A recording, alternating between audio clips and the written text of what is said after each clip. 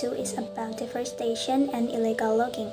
It shows some scene where the businessman is intimidated by Linda and Tulio, who have research about animal in Amazon forest. He feels restricted to do illegal logging by the existence of Linda and Tulio there.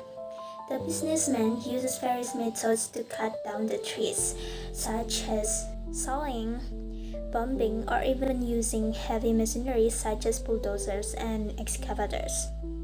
Visual language here uses a significant color saturation. For example, when it shows a scene of blue macaw habitat, the director uses a high saturation color of green, cyan, and vibrant floral hue. While in another scene showing the illegal logging, the color seems so dark and the color like brownish gray of the environment around the illegal logging makes it feel unlively and so hard to breathe to be there. How the sound interpret the scene of natural blue macaw habitat and deforestation also have significant differences.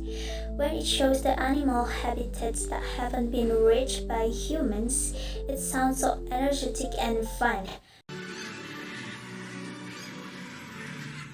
Meanwhile, when it shows the human state in the Amazon forest, it sounds tragic and sad at the same time.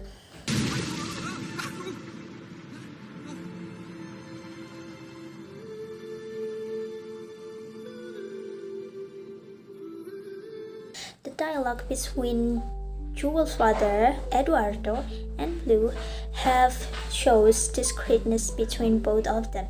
Blue, who lives for a long time in Rio, which is in the middle of town in Brazil, and was raised by humans, shows some vocabulary or behavior that is related to humans. Meanwhile, Eduardo, who sees humans as monsters who destroy their home, feels annoyed with everything Blue does and says. It's that human pocket, okay? Oh, this is a fanny pack.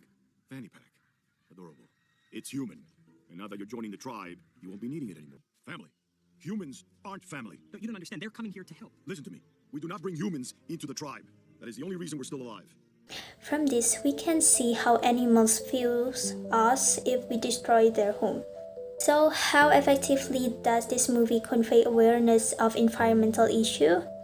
From my opinion, this movie is quite good option to give to kids if their parents want to encourage them about environmental awareness.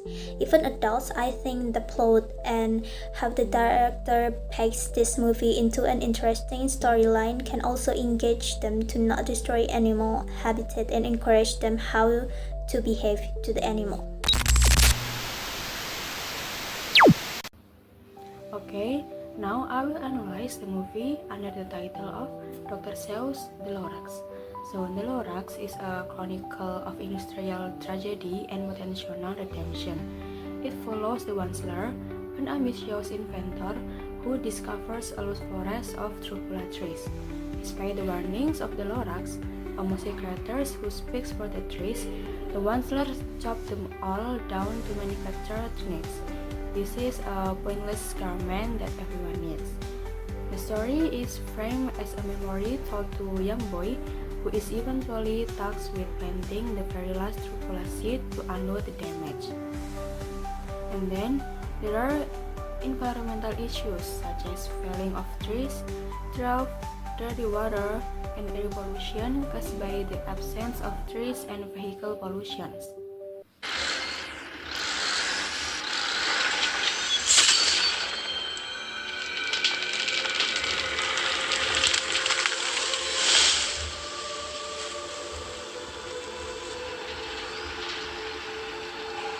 That's it. The very last one. That may stop you.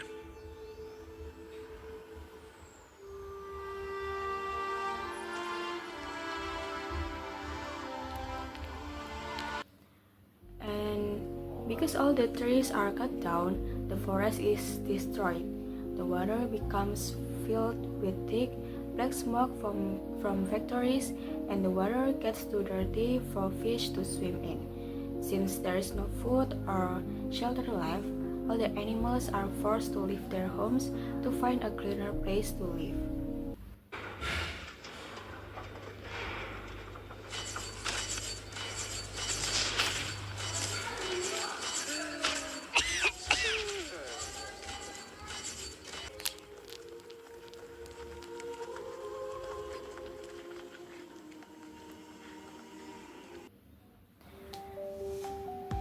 And then this film used bright, cheerful colors for the healthy forest.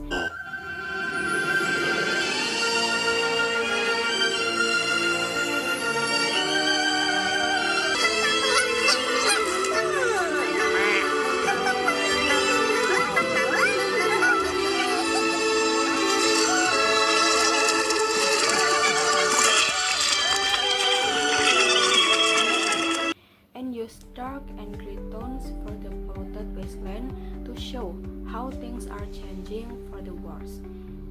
And catchy songs help explain how greed can take over a person's mind. And frequent lines like "I speak for the trees" are used to remind us that nature needs someone to defend it.